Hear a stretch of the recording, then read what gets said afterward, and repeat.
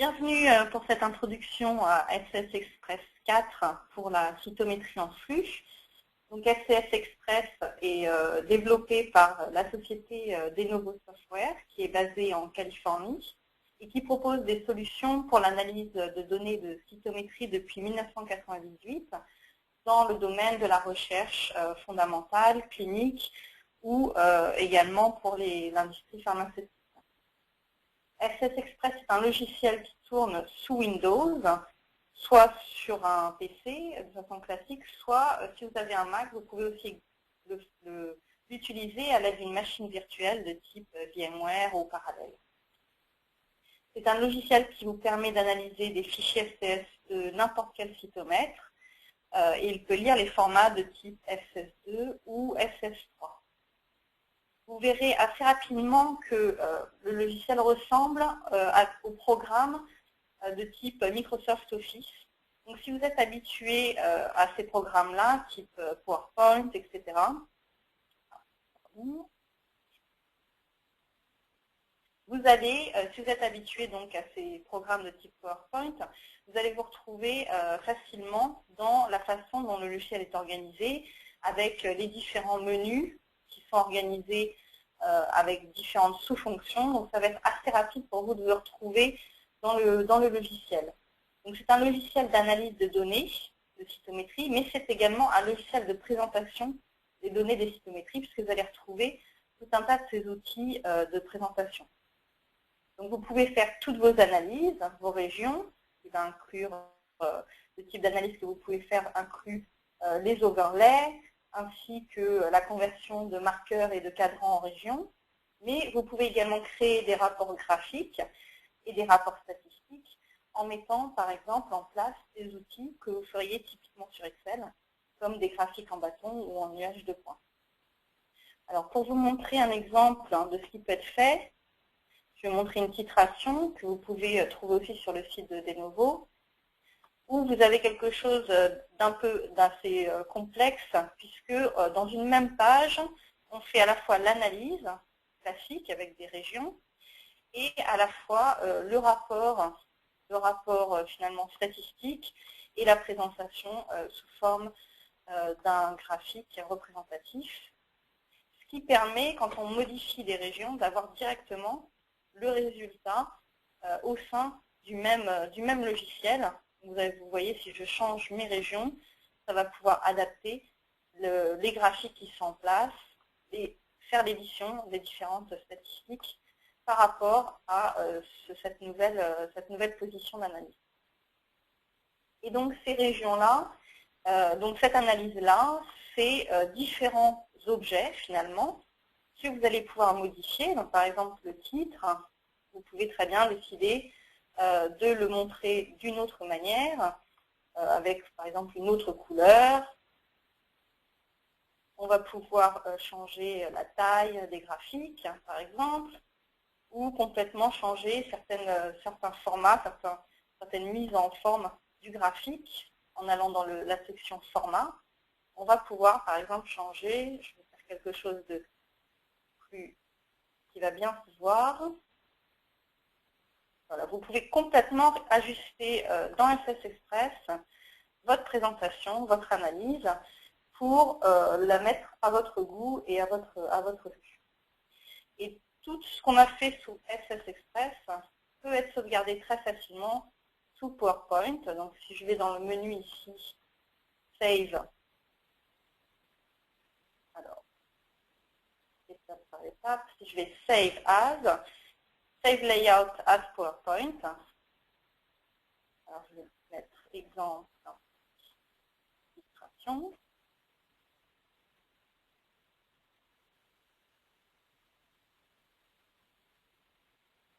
Je vais pouvoir retrouver dans ma présentation PowerPoint toute l'analyse que je viens de réaliser sous SCS Express.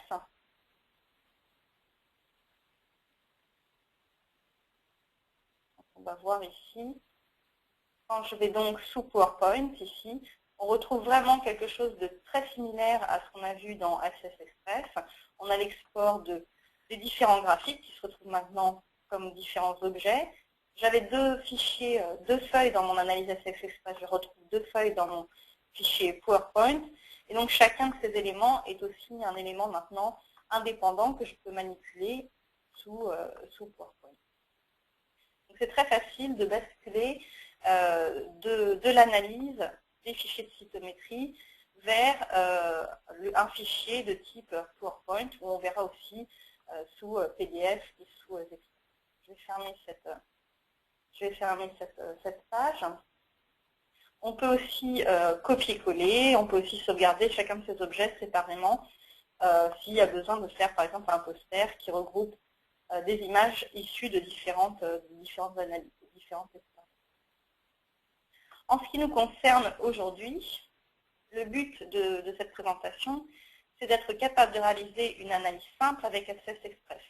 Donc ça va être d'insérer, de mettre en forme des graphiques, de créer des régions, d'appliquer ces régions, de créer des marqueurs et des cadrans, évidemment, et puis créer des statistiques, ajouter des statistiques, faire des rapports graphiques dans votre feuille d'analyse, puis ensuite comment sauvegarder, exporter ces résultats sous format PowerPoint, PDF et Excel, et comment sauvegarder l'analyse et l'usage également du template. Donc ça, c'est ce que, à la fin de cette introduction, vous devriez être capable de faire, avoir dû être plus à l'aise avec le logiciel pour pouvoir faire ces différentes choses. Donc, on va partir d'une nouvelle présentation. Je vais ouvrir un nouveau layout et partir d'une page blanche pour qu'on puisse aller étape par étape ensemble dans ces différentes étapes d'analyse. Donc, la première chose à faire, c'est d'insérer un graphique. Alors, pour insérer un graphique, on va aller tout simplement dans la section Insert. Et vous allez avoir accès à différents types de graphiques en une dimension ou en deux dimensions. Je vais prendre un color plot, donc je sélectionne cet outil et je clique sur mon layout. À ce moment-là, la première chose qu'il me demande, c'est quel fichier je veux analyser. Donc je vais prendre dans ma liste de fichiers, je vais prendre le premier fichier exemple. Donc vous pouvez aller chercher vos fichiers où qu'ils soient dans votre ordinateur, évidemment. Et il me crée un graphique qui me montre donc ce fichier que je viens de sélectionner. Comme je vous l'ai dit, hein, c'est comme dans PowerPoint, donc ça c'est aussi un objet dont on peut changer la taille, dont on peut changer le format avec différentes options, donc on ne verra pas évidemment en détail toutes les options aujourd'hui. Et puis vous pouvez changer ici les paramètres. Je vais changer pour quelque chose d'un peu plus logique par rapport à mon analyse. Voilà, donc ça c'est la première façon d'insérer un graphique et du coup d'insérer des données. Quand vous allez dans la section Data, vous allez retrouver un fichier, une fonction qui s'appelle DataList. Et quand vous cliquez ici, vous obtenez une fenêtre qui vous montre la liste de tous les fichiers auxquels vous pouvez avoir facilement accès, basé sur la sélection de votre premier fichier. Donc, il va en fait importer tous les fichiers SPSS qui étaient contenus dans le dossier de votre premier fichier. Donc, ici, il va me montrer tous ces fichiers-là. Et vous voyez qu'il me montre toute, on va dire, la direction de l'ordinateur pour tous les fichiers. On peut aussi choisir de l'afficher de façon plus simple ou de façon plus personnalisée en cliquant sur ce petit bouton Format et en lui demandant soit de montrer un mot-clé de notre fichier, soit tout simplement déjà en décochant ce Show Full Path, ça va nous permettre de simplifier et de montrer uniquement le nom du fichier tel qu'on le voit dans l'ordinateur. On peut choisir de garder cette liste entière ou de simplifier si par exemple je n'ai pas l'intention d'analyser tous ces fichiers SPSS, je peux sélectionner une partie, utiliser cette croix rouge pour désélectionner et ne travailler qu'avec une partie des fichiers de mon dossier. Alors ça, c'est une fenêtre flottante, comme vous le voyez, mais vous pouvez aussi, ancrer cette fenêtre. Quand vous la déplacez, vous obtenez cette croix. Et vous voyez que vous pouvez l'ancrer à différents endroits de votre logiciel. Donc, je vais l'ancrer à gauche. Ça me permet d'avoir cette partie-là qui est fixe et qui va rester à portée de main à gauche de ma fenêtre.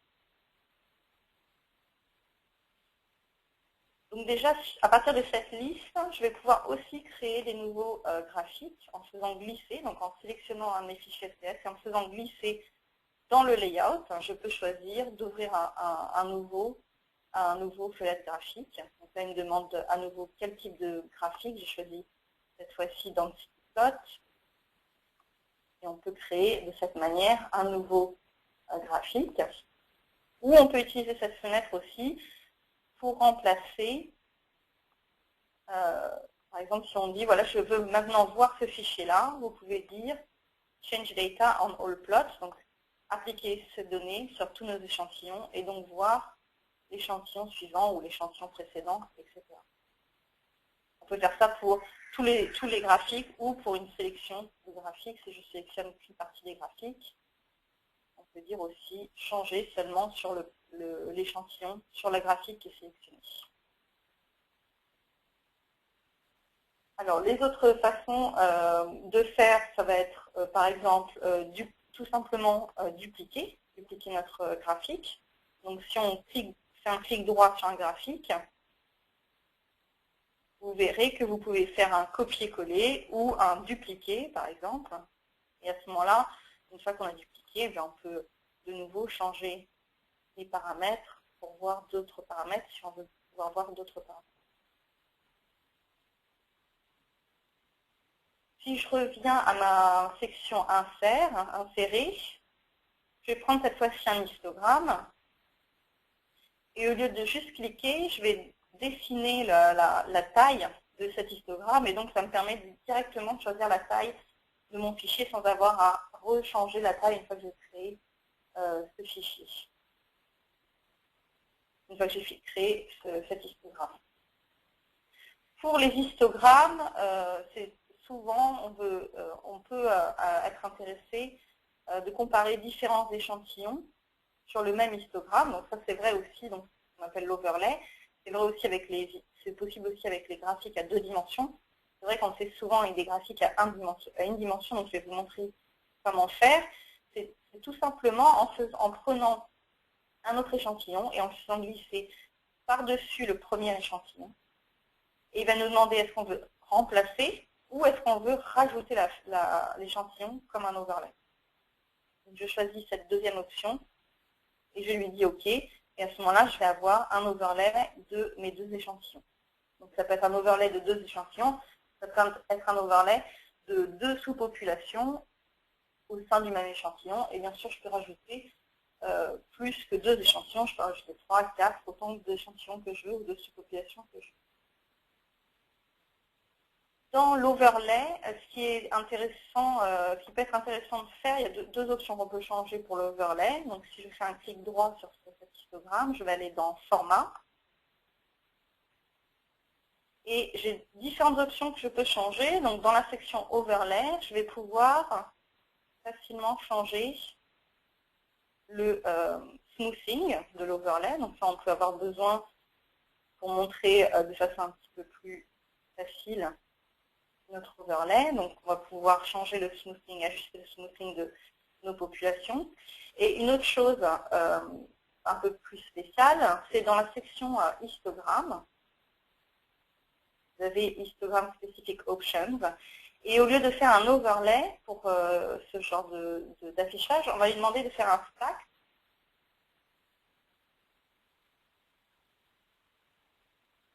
Et vous allez pouvoir avoir ce type d'affichage donc de vos différentes populations qui peut être aussi intéressant pour présenter et comparer vos données, qui est une bonne alternative aussi à l'overlay classique de l'histogramme. Alors pour cette analyse, je ne vais pas faire d'overlay, on va revenir à quelque chose de simple. Alors c'est l'occasion de vous montrer le undo. Donc ici vous avez la touche undo et puis évidemment vous avez tous les raccourcis. Donc, vous allez pouvoir assez facilement revenir en arrière et revenir à quelque chose. Vous pouvez aller vraiment très loin dans les différentes étapes de votre undo. je vous montre quelques exemples. Et puis, bien sûr, on peut tout simplement aussi supprimer un fichier, un graphique s'il y a besoin. Je vais refaire quand même mon histogramme, ça va me servir plus tard. Et on va mettre tout le monde sous le même échantillon. Voilà. Donc ça va être pour insérer des fichiers, montrer différents types de graphiques. Maintenant, on va faire les régions. On va créer des régions et faire des combinaisons de régions. Alors, pour faire les régions, on va aller dans la section Gating et on va trouver les différents outils de régions disponibles. On va commencer par simplement un rectangle, créer une région autour de cette population. Et quand on crée cette région, il nous demande quel est le nom de la région qu'on veut. Donc, on peut tout à fait choisir un nom de région approprié. Donc, vous pouvez choisir selon l'analyse que vous êtes en train de faire. On peut choisir une couleur particulière pour notre région. Et en général, on inclut les événements, mais si vous avez besoin de faire une région d'exclusion, vous pouvez aussi choisir d'exclure, de faire une région en disant ce sera les événements en dehors de ma région. Donc là, on va faire une région d'inclusion. Et donc, on a créé cette région avec son nom ici, lymphocyte. Et bien sûr, cette région, on peut modifier sa taille, la bouger, la manipuler pour ajuster à notre expérience. Quand on a créé une région de ce type-là, c'est aussi très facile de créer un nouveau graphique à partir de cette région. On va prendre la région et on la fait glisser à un endroit vide du layout. Et ça va nous créer tout simplement un nouveau graphique et qui va nous montrer cette fois les événements dans la population des lymphocytes. On va pouvoir ensuite aller voir d'autres paramètres. Et puis, on va faire d'autres régions. Donc, je vais prendre l'ellipse. Donc, l'ellipse, on fait glisser, on crée l'ellipse. Alors, je vais l'appeler région A. Lui donner une couleur.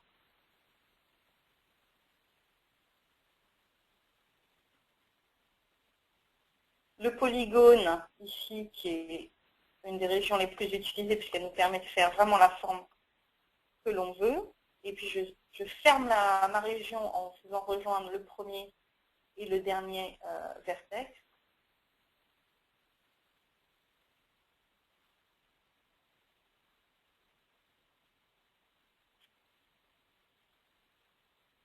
Et le freeform qui permet de dessiner assez librement la forme de la région. Donc, région. Et on va garder cette couleur-là. Voilà. Et donc, on a créé maintenant ces différentes régions. Donc, région A, B, C et la région lymphocyte. On peut voir ici dans le menu les différentes régions qui sont au fur et à mesure qu'on les crée, qui vont être listées ici dans ce menu au fur et à mesure qu'on les crée. Et on peut aussi demander d'insérer une légende des régions. Donc, pour faire ça, vous allez aller dans Insert Gate View. Et on va créer un rectangle ici. Et ça va nous montrer toutes les régions, à nouveau toutes les régions qu'on vient de créer, toutes les régions que je viens de créer dans les différentes fenêtres graphiques. Alors ça, c'est comme une légende dynamique, une légende interactive de toutes les régions. Donc, on va pouvoir changer, si je double-clique sur une des régions, on va pouvoir changer à nouveau le nom, changer la couleur. S'il y a besoin de faire des rectifications ici, on va pouvoir le faire très facilement à partir de cette légende des régions. Et ça va être aussi un outil pour construire notre stratégie de région. Donc, ce que vous pouvez voir, c'est que par défaut ici, il nous a mis les régions les unes à la suite des autres au même niveau. Mais c'est très facile de construire une présentation, une analyse sous forme de hiérarchie de régions. Donc pour faire ça, il suffit de sélectionner la région qu'on veut combiner et de la faire glisser sur la population parente. Et vous voyez qu'on va combiner, région A va être maintenant définie au sein des lymphocytes. On voit maintenant la différence sur le graphique qui apparaît. On peut faire ça avec une région, on peut aussi faire ça avec plusieurs régions. Je les applique ici à ma stratégie. Et maintenant, les régions B et C sont également définies comme étant des régions au sein de la population lymphocytaire. Donc, on a vu qu'on pouvait changer donc, la stratégie de région, on peut changer le nom de la région, la couleur de la région, on peut aussi changer la forme de la région si elle est plus adaptée. Donc, par exemple, ici, les lymphocytes, je vois bien que ma région rectangulaire n'est pas très adaptée pour définir cette population. Alors, je vais la changer par une autre forme de région. Alors, pour y voir un peu plus clair, je vais faire un clic droit sur mon graphique et je vais dire Maximize. Ça va me permettre d'augmenter mon graphique, tout simplement. Et cette fois, je vais choisir un polygone. Et je vais dessiner un polygone autour de cette région lymphocytaire. Et au lieu de dire créer une nouvelle région, je vais lui dire de remplacer cette région, de remplacer la région lymphocyte par cette nouvelle région.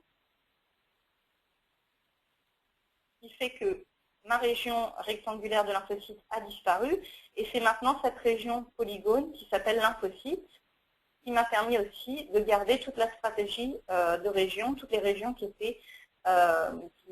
dépendaient de cette région lymphocyte. Donc je n'ai pas besoin de faire de copier-coller ou de refaire la stratégie qui était en dessous de cette population lymphocyte. Je reviens, je fais Restore pour revenir à la taille de mon graphique.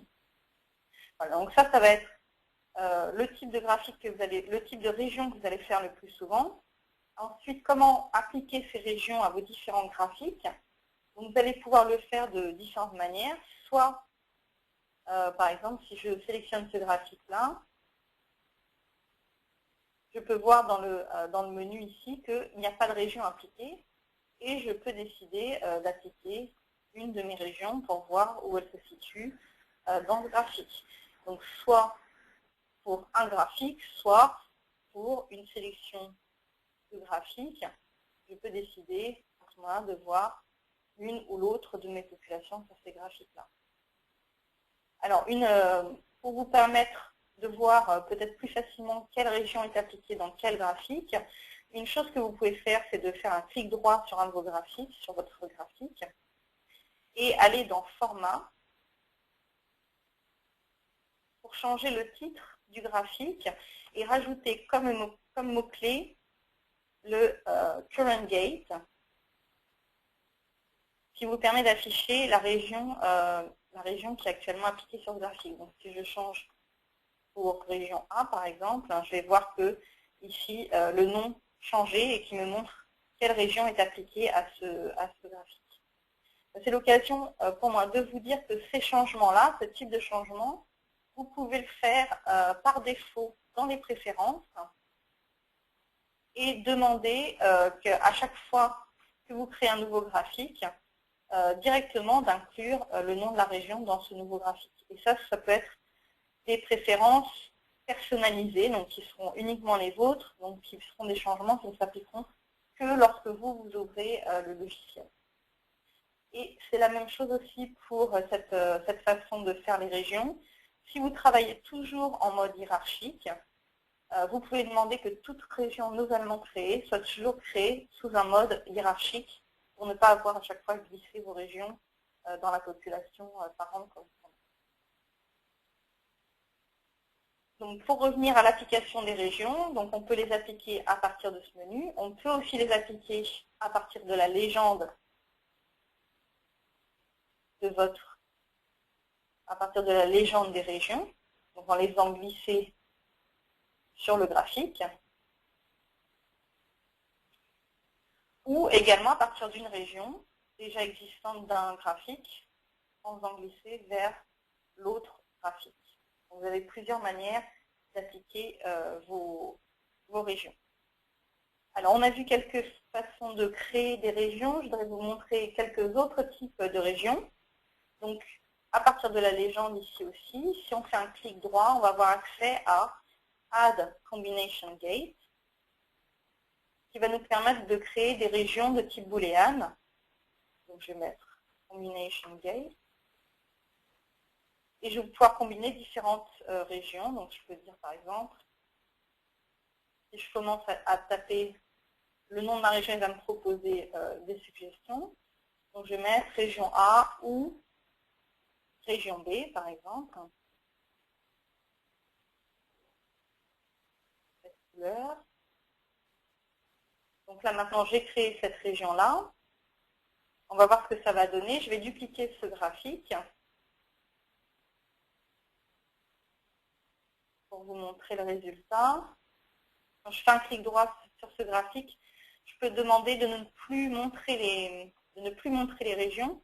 Elles existent toujours, mais j'ai le même graphique sans afficher ces régions-là. Donc, je vais appliquer cette région et voir le résultat.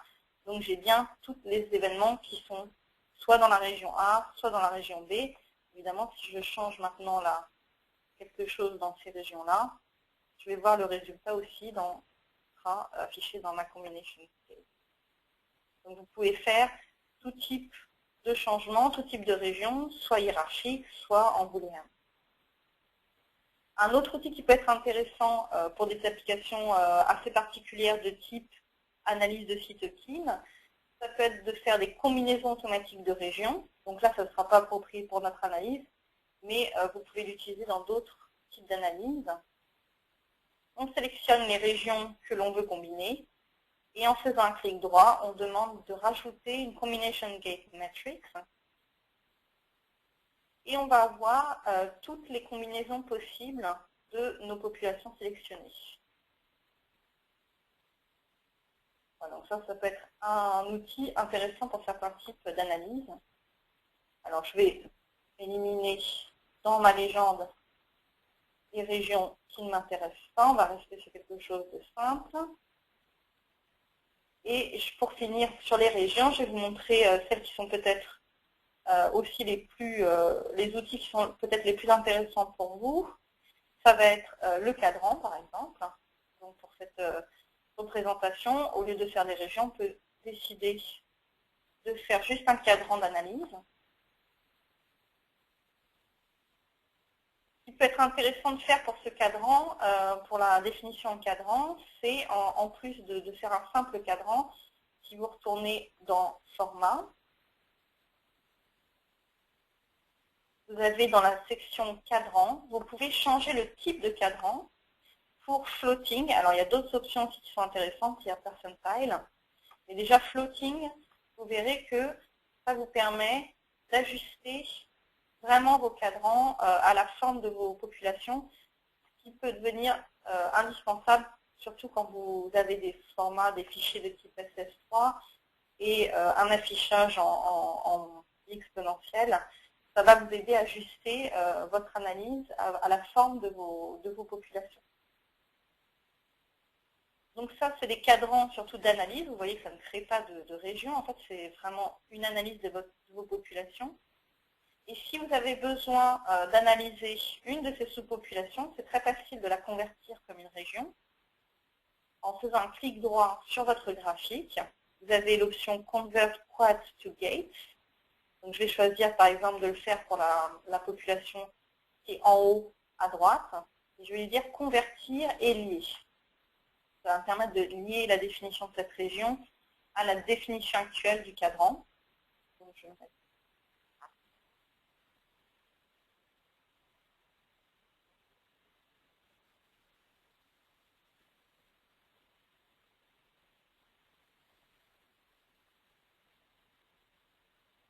Voilà, donc maintenant, cette population est définie comme dans le cadran. Donc si je bouge évidemment le cadran, ça va évidemment inclure de plus en plus d'événements dépendant de ce cadran. L'autre outil que vous créez, qui est possible de créer, qui est pas mal utilisé, c'est pour les histogrammes. Donc de la même manière, en général pour les histogrammes, on veut faire définir des populations avec des marqueurs. et analyser ces différents marqueurs, le pourcentage, la moyenne de fluorescence. Et vous allez pouvoir, si vous avez besoin, de la même manière, convertir ce marqueur en région, si vous avez besoin d'après analyser les sous-populations, une sous-population définie par ce marqueur.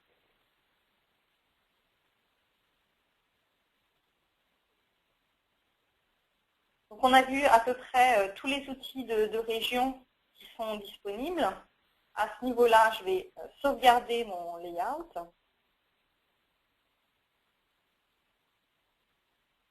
On va sauvegarder ici.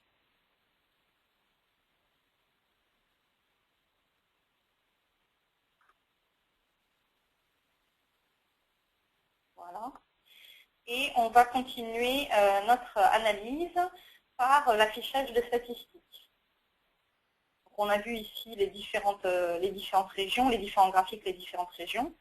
Pour ajouter des statistiques, vous allez prendre, elles sont associées, d'abord je vais vous montrer celles qui sont associées au graphique. Vous faites un clic droit sur votre graphique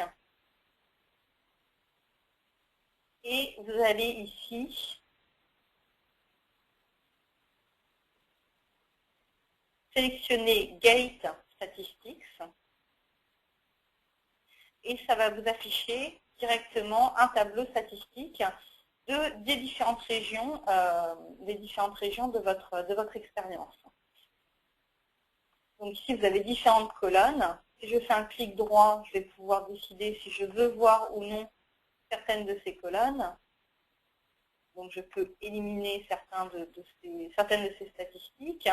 Je vais pouvoir aussi réorganiser les colonnes. Par exemple, si je veux voir d'abord le pourcentage de gated, à ce moment-là, je peux le passer en premier pour être la première information que je vois. Et quand vous faites un clic droit sur votre graphique, vous avez Format ici, et vous pouvez directement décider quelles statistiques vous voulez voir en cochant ou décochant, donc en simplifiant ou en rajoutant d'autres informations qui peuvent vous intéresser. Et dans cette section aussi, vous pouvez décider quelle région vous voulez voir dans cette table. Donc, par exemple, vous pouvez décider uniquement de ne pas visualiser les lymphocytes et de ne pas visualiser la population définie par Upper Right. Et à ce moment-là, de ne garder que les régions A, B et C qui sont celles qui vous intéressent à ce moment-là. Donc ça va être pour ce type de graphique. C'est exactement le même principe pour les cadrans. Donc si je fais un clic droit ici, je vais pouvoir demander les statistiques des cadrans de mon graphique. Je vais pouvoir voir les différentes statistiques de mon cadran. Et de la même manière, pour l'histogramme,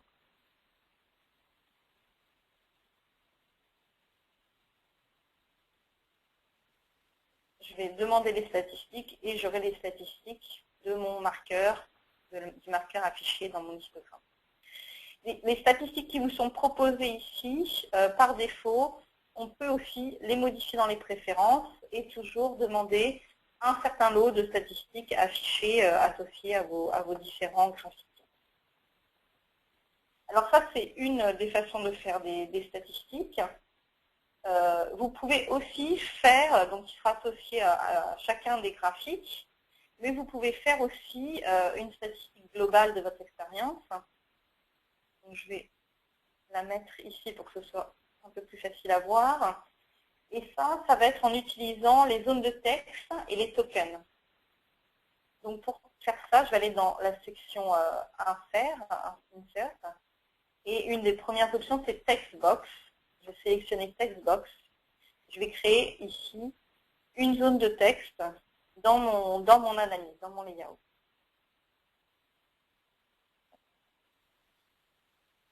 Voilà. Et alors évidemment, c'est une zone de texte classique, donc je peux taper des lettres. Je vais mettre celui-là en région. Et je vais marquer le nombre d'événements dans la région lymphocyte est Et là, je vais pouvoir insérer un token qui va être en fait une zone de texte dynamique. Donc, je vais prendre ma région lymphocyte et je vais la faire glisser dans la zone de texte. Il va me demander qu'est-ce que je veux afficher pour à propos de cette région. Donc, je vais lui dire le nombre d'événements dans cette région, qui va permettre directement d'afficher la valeur de cette statistique. Donc, le nombre d'événements dans la région lymphocyte est 3040. Voilà.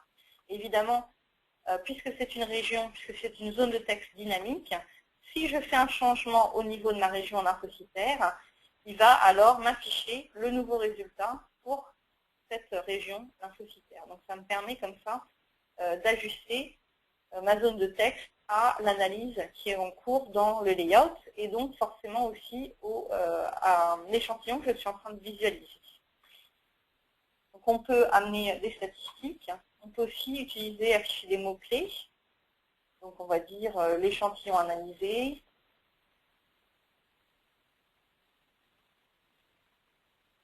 Et ici on va pouvoir, par un simple clic droit, lui dire d'insérer un nouveau token. On peut choisir différentes choses, vous avez plusieurs choses que vous pouvez regarder. Et on va choisir Keyword. Et sélectionner un mot-clé. On va avoir la liste de tous les mots-clés qui sont contenus dans notre fichier FCS. Ça, c'est des mots-clés qui sont enregistrés par le cytomètre.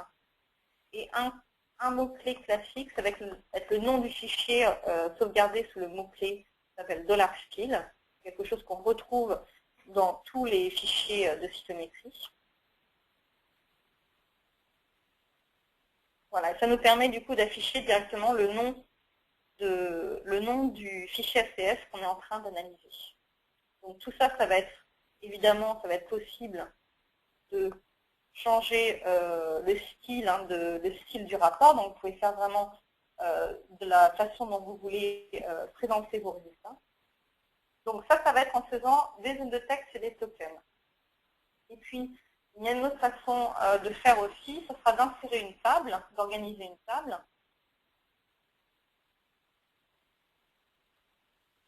Donc là, je choisis Table, Insert Table. Je peux choisir le nombre de colonnes. Donc ça, c'est comme n'importe quelle édition de table classique, le nombre de colonnes, le nombre de lignes. Et je vais pouvoir organiser aussi mes résultats sous forme d'une table. Donc, je vais pouvoir, par exemple, utiliser cette phrase-là pour le mettre en titre dans ma table, en faisant un simple copier-coller. Ça va être le titre de ma table. Alors, je vais fusionner ces deux cellules. Je vais faire un clic droit, table, merge cells. Donc, vraiment classiquement dans une table. On peut aussi, donc sur mes pourcentages des lymphocytes, insérer à partir d'un graphique. C'est vraiment de la même manière. J'insère mon token, il me demande ce que je veux.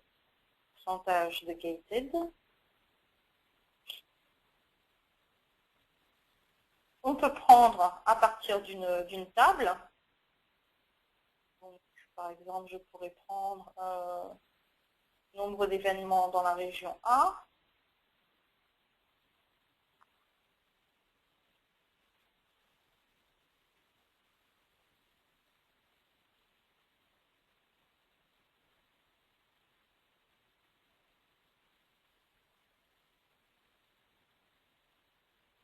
Donc, je prends ma statistique, je la fais glisser ici.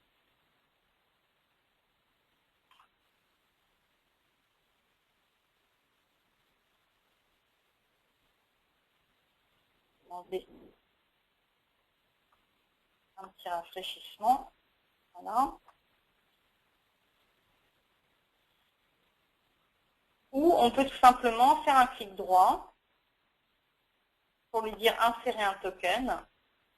Et à ce moment-là, on peut choisir dans les différentes solutions proposées. Une autre chose qu'on peut faire et qui va être cette fois un peu plus complexe, ça va être d'utiliser les custom tokens. Donc, si par exemple, ça c'est approprié si on veut faire directement certains calculs dans notre analyse. Donc, par exemple, si je veux faire le ratio de différentes régions, donc je vais écrire ratio, et je vais aller dans la section View et chercher ici Custom Token, qui va m'ouvrir une nouvelle fenêtre où je vais pouvoir construire mes formules. Donc, on va cliquer sur plus ici pour créer une nouvelle formule. Alors, je vais l'appeler aussi ratio. Et là, on va pouvoir créer soi-même sa formule. Donc, on met le signe égal et on crée sa formule. Alors, je vais déjà montrer quelque chose de simple.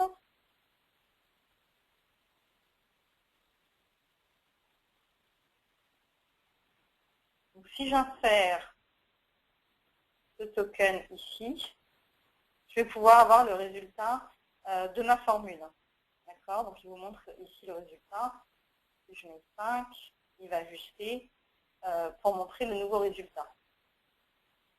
Bon, donc, on peut mettre des chiffres. Mais bien sûr, ce qui est plus intéressant, c'est probablement d'utiliser les statistiques de notre layout. Donc, je vais faire le ratio entre deux régions. Je vais prendre la région B et la région C. Alors, je vais mettre d'abord la région B, le pourcentage de cette population, et je vais lui dire de diviser ce pourcentage par le pourcentage de la région C pour voir le ratio de ces deux populations.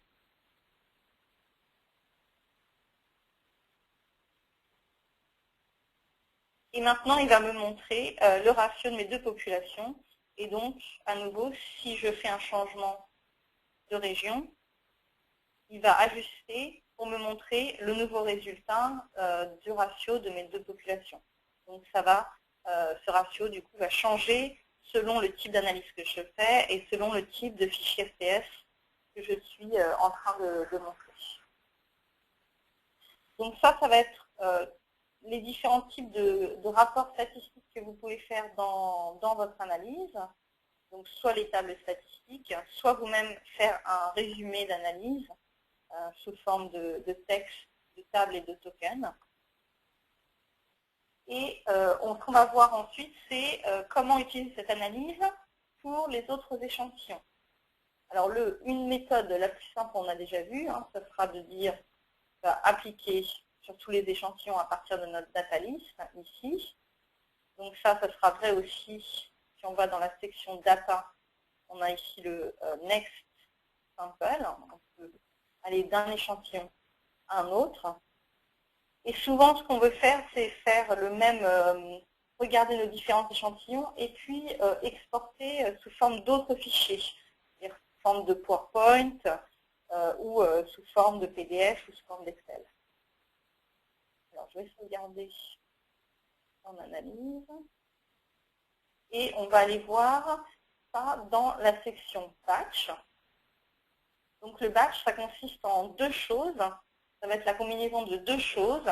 Définir les actions à réaliser et définir les options d'itération. C'est-à-dire de quelle façon il va aller d'un échantillon à un autre. Classiquement, on commence du premier échantillon et on va vers le prochain échantillon de 1 en 1. Donc la première chose à faire, c'est de définir les actions. Donc je vais cliquer ici sur le Batch Action. Ça va m'ouvrir une fenêtre flottante que je vais entrer à droite pour plus de commodité. Comme on a ici deux fenêtres, ça fait un petit peu beaucoup. Pour la data list, je vais cliquer sur Auto Hide. Et ça va me permettre en fait de faire glisser ce data list sur le côté pour ne l'afficher que lorsque j'en ai besoin. Ça va me permettre de gagner un petit peu de place, surtout pour les petits écrans. Et donc, sur ces différentes actions, on va pouvoir choisir. Donc, on a toute une liste d'actions possibles. Donc, on peut faire un print. Donc, dès qu'on clique sur le print, ça va afficher ici, dans cette région qui va montrer la liste des actions que je veux réaliser. Donc, le print, c'est assez simple et assez rapide. Save Layout. On va faire un Save to PowerPoint. Donc, je vais cliquer sur Save to PowerPoint. Je vais demander qu'il prenne toutes les pages, mais j'en ai qu'une. Il me demande si je veux sauvegarder chacune de mes itérations, donc chacun de mes fichiers, dans une présentation séparée. Alors, je vais plutôt combiner dans la même présentation pour qu'on ait tous nos résultats dans le même fichier PowerPoint. Je pars d'un fichier, d'un nouveau fichier, et je vais lui dire où mettre ce fichier. Alors, on va aller chercher. On va faire un nouveau dossier.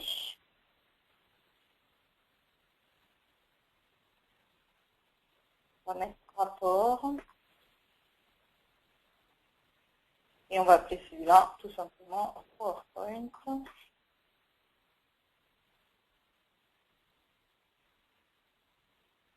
OK.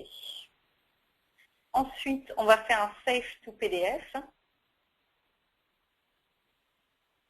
On nous demande si on veut ouvrir le PDF après avoir sauvegardé. Pour l'instant, on va dire que non. On peut choisir la qualité du PDF. Cette fois-ci, on va sauvegarder chacun de nos PDF séparément. Donc, comme on a 3 fichiers SS, on va sauvegarder 3 fichiers PDF pour chacun de ces fichiers. On va lui donner le lieu. C'est parfait. On va appeler PDF.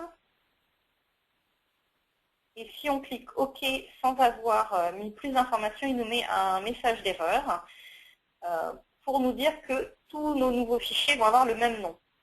Donc on va créer 3 fichiers, mais comme ils vont avoir le même nom, ils vont se réécrire l'un par-dessus l'autre. Donc il va falloir rajouter une information supplémentaire ici dans le nom du fichier.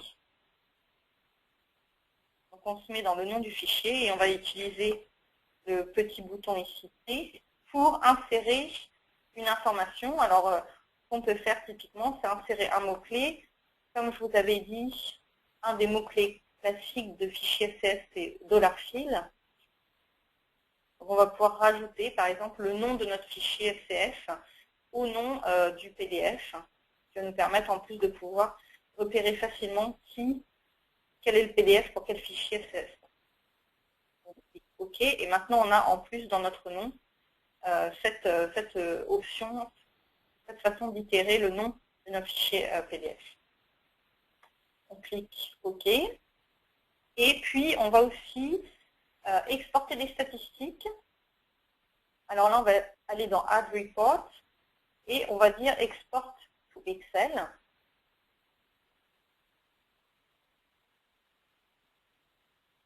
À nouveau, on choisit où on veut le sauvegarder.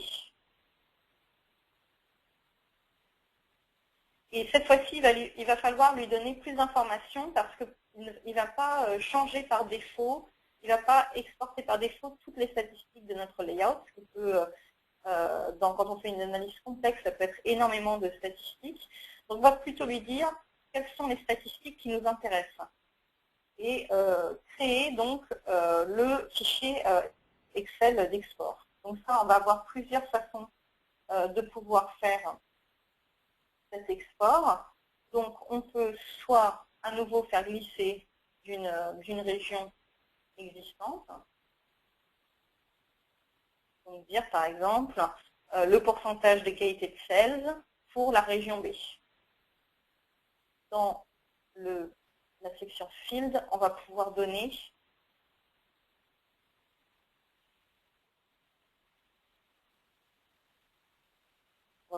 un nom à notre statistique, si on préfère pouvoir les repérer comme ça. Donc, on va prendre d'une région, on va pouvoir prendre d'un token qui existe déjà, ou on va pouvoir tout simplement prendre la zone de texte entière, par exemple, et ajouter directement toutes les statistiques qu'on avait créées de résumé de notre table. On les fait glisser dans la sélection Excel et il va nous mettre toutes les différentes statistiques. Et puis, on va pouvoir aussi réorganiser un peu l'ordre de nos différentes.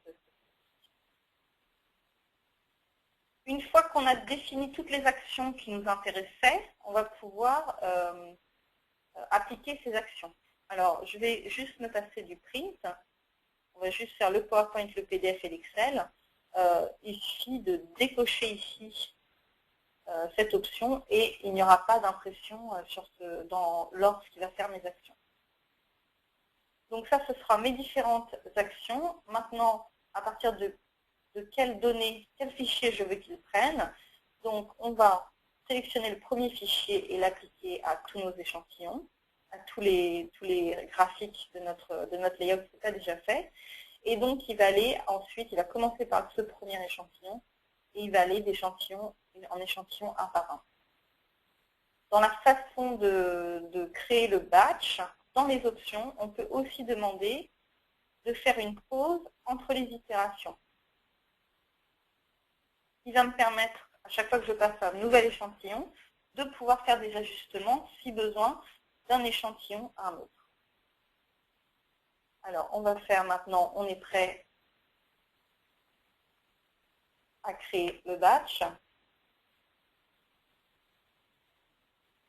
Alors, il me montre le premier.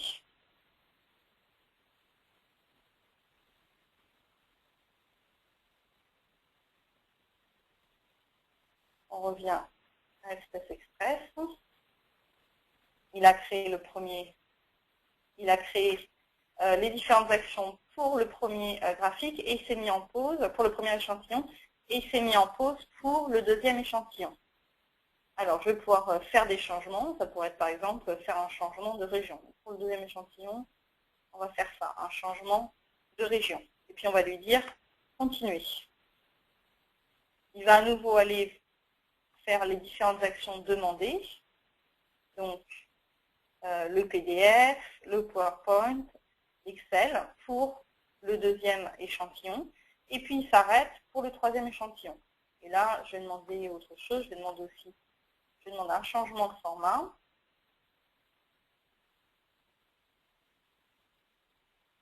On va à nouveau changer la couleur du graphique pour que ce soit assez facile à voir. Et je lui dis continuer et il va continuer à créer les différentes actions maintenant pour ce dernier échantillon de mon analyse.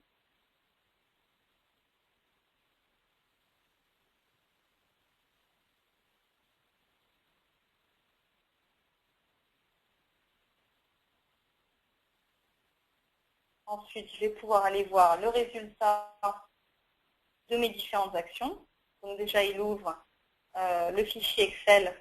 Donc j'ai bien mes 3 différents fichiers SCS. Il me donne les résultats de mes statistiques pour mes différents fichiers, éventuellement des mots-clés, le nom des échantillons.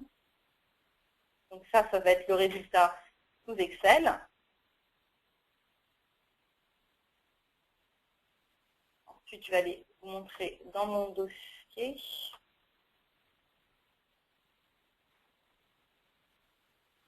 Le PowerPoint qu'on a créé et les 3 fichiers PDF.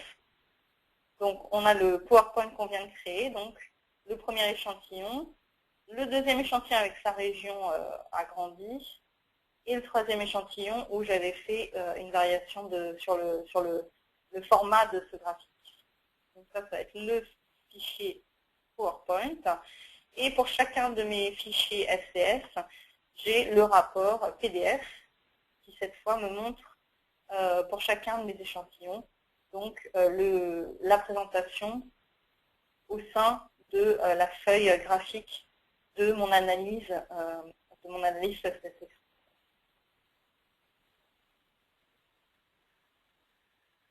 Cette analyse, vous avez vu, j'ai pu la sauvegarder. Donc, je vais sauvegarder le layout. Donc, quand je vais le réouvrir, je vais pouvoir revoir cette analyse et revoir tout ce que je viens de faire. Une autre façon de sauvegarder, ça peut être pour utiliser pour d'autres types d'analyses. Ça peut être de sauver votre layout sous forme de template. Donc, cette fois-ci, au lieu de sauvegarder classiquement comme link, on va choisir de sauvegarder sans no link. Ça veut dire sans lien avec les fichiers SCS. Et ça nous permet de sauvegarder uniquement l'analyse et pas les fichiers SCS associés. Donc, je vais sauvegarder cette analyse, fermer celle que je viens de créer. Je vais ouvrir le template.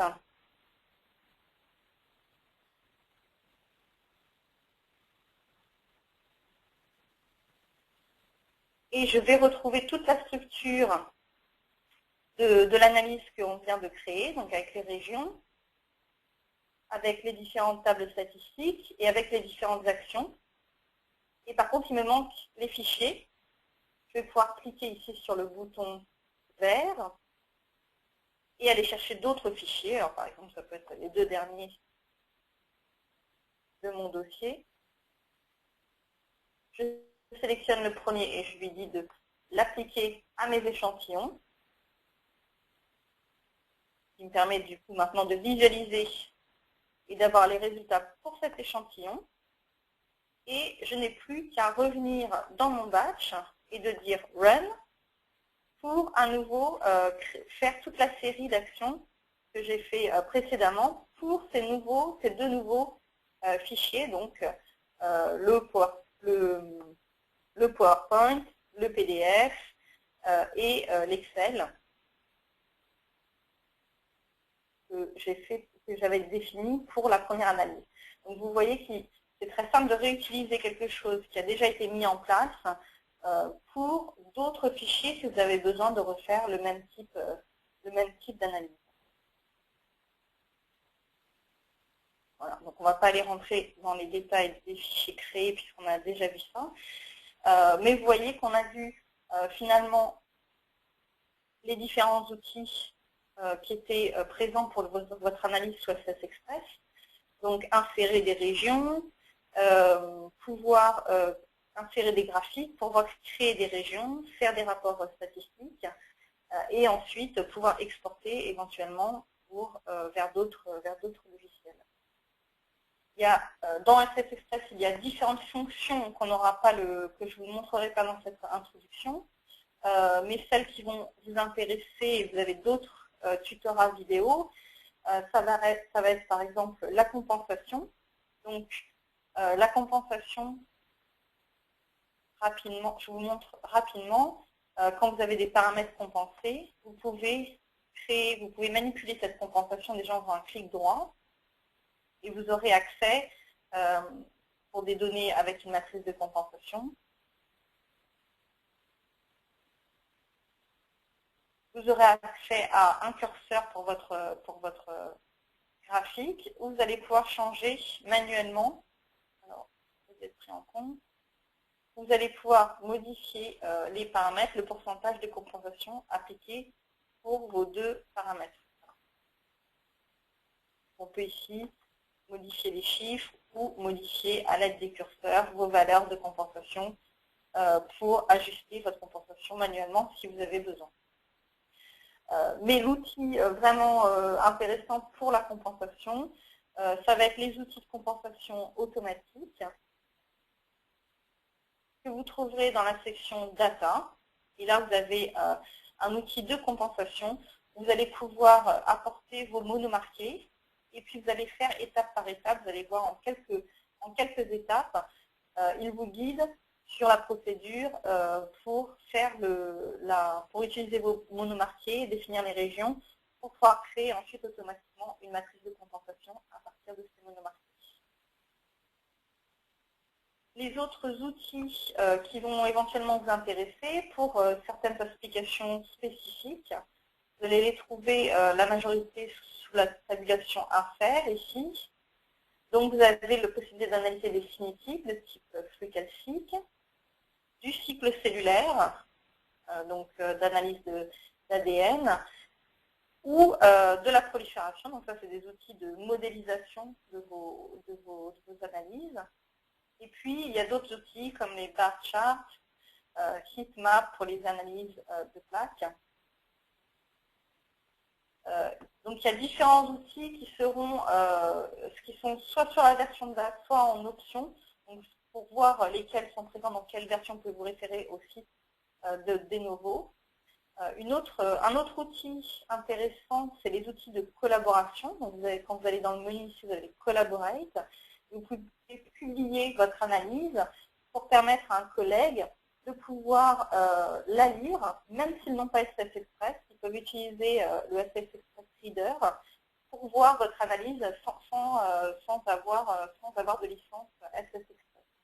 C'est des outils de collaboration intéressants.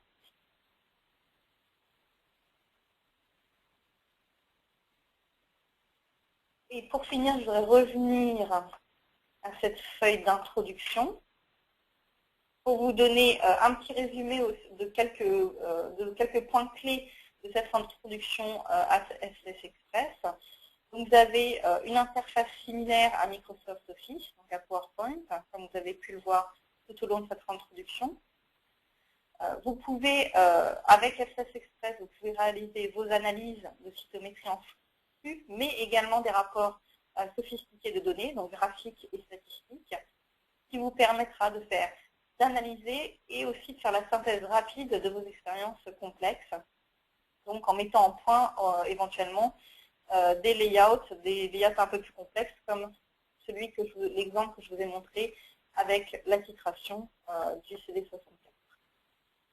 Vous avez accès à une version d'essai de 30 jours que vous pouvez obtenir par le site de Denovo Software. N'hésitez pas à contacter le support technique avec l'email qui s'affiche ici, support@denovosoftware.com. Et vous avez d'autres ressources en ligne. Donc vous avez des tutorats, des échantillons, un forum en ligne et un support technique très réactif qui répondra à toutes vos questions. Par le menu ici, vous avez la touche Help. Déjà, c'est une bonne façon de commencer avec le manuel et différents tutorats sur lesquels vous pouvez voir des questions spécifiques, regarder des options spécifiques qui pourraient vous intéresser, ou si vous avez quelques questions et si vous avez besoin de revoir des choses, de lire des descriptions, la description de différentes options. Donc, je vous remercie d'avoir suivi cette introduction et j'espère que vous avez maintenant tous les outils pour pouvoir commencer par vous-même à utiliser le logiciel et je vous souhaite une bonne analyse. Au revoir.